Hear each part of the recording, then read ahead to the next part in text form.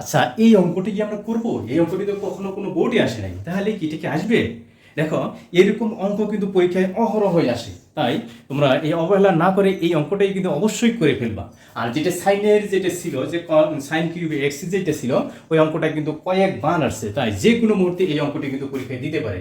দেখো, তাহলে এই অঙ্কটা আমাদের কি মোস্ট ইম্পর্টেন্ট একটা অঙ্ক, সামনে যে কোনো পরীক্ষায় চলে আসবে। তাহলে আমরা শুরু করছি। 3a এই সূত্রটা আমাদের ব্যবহার করতে হবে। তাহলে এখানে আমরা তিনটে ক্ষেত্রে এই সূত্রটা লিখে নিব আর করে দিবা। দেখো, 1/4 3 cos x plus cos 3x plus 1/4 এখানে দিলে লেখো যে 1/4 অনুরূপভাবে দ্বিতীয় অংশের জন্য।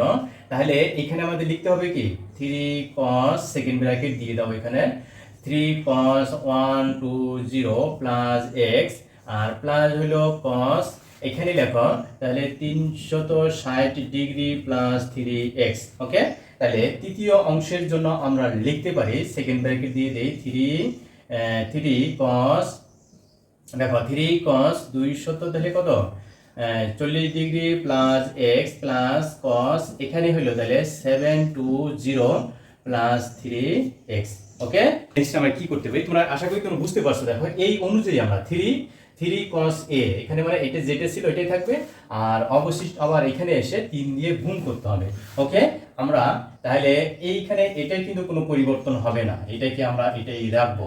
তাহলে এইখানে আমরা লিখি 3 cos শুধু আমরা 1/4 এটাকে গুণ করে দেব। তাহলে এখানে লেখো 1/4 cos 3x প্লাস এখন এখানে আমরা খেয়াল করি, দেখো যে এই দুইটাকে আমরা একসাথে দেব। ওকে, তাহলে এইখানে দেখো আমরা লিখতে পারি 3/4 সেকেন্ড ব্র্যাকেট দিয়ে দাও, এই বড়টাকে আমরা আগে লিখব cos 240 প্লাস x প্লাস এখানে লেখো cos 120 প্লাস এখানে আমাদের দেখো 360 ডিগ্রি প্লাস 3x আছে। তাহলে এইটার সমান আমরা কি লিখতে পারি, দেখো তো 360 ডিগ্রি প্লাস 3x। তাহলে এটা কোন চতুর্ভাগের পরিবর্তে আমরা লিখতে পারি যে প্লাস 1/4 cos 3x আর এটার জন্য 4 cos 3x।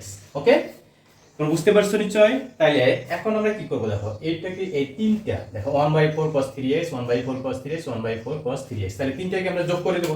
তিনটে যদি আমরা যোগ করে দেই আর এটা তো এখানে থাকবেই 3/4 cos x প্লাস এখানে তাহলে 3/4 cos 3x প্লাস এখানে লেখো 3/4 এইটা। তাহলে এখন আমরা সূত্র বসাই দেব। আমাদের cos c plus cos d এর যে ফর্মুলা ছিল ওই ফর্মুলাটা লিখবা।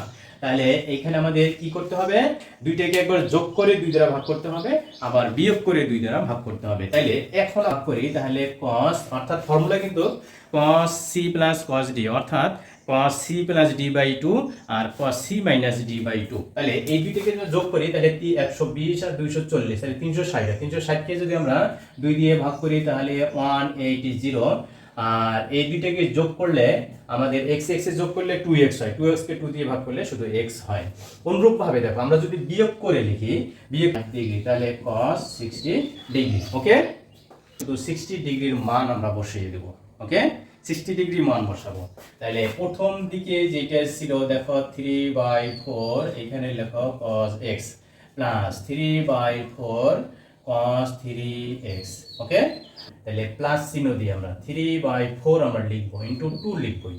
তাহলে এইটা সমান তৃতীয় চতুর্ভাগে cosটা কি মাইনাস, তাহলে এইখানে লিখি মাইনাস cos x আর cos 60 ডিগ্রির মান হলো হাফ। তাহলে এই 2 আর এইটা 2 কেটে দেই, কেটে দিয়ে অবশিষ্ট দেখো 4 এখানে লেখো cos x এখানে লিখি আমরা 3/4 cos 3x মাইনাস তাহলে এখানে হলো 3/4 cos x। তাহলে এটা আর এটাকে কেটে দাও, তাহলে অবশিষ্ট পড়ে থাকলো কি 3/4 cos 3x। এটাই কিন্তু আমাদের রাইট হ্যান্ড সাইড। ওকে, বুঝতে পারছো? ভিডিওটি তোমাদের যদি ভালো লেগে থাকে তাহলে অবশ্যই লাইক কমেন্ট এবং শেয়ার করবা, আর তুমি যদি নতুন হয়ে থাকো তাহলে অবশ্যই চ্যানেলটি সাবস্ক্রাইব করে সাথেই থাকবা। ওকে, ধন্যবাদ।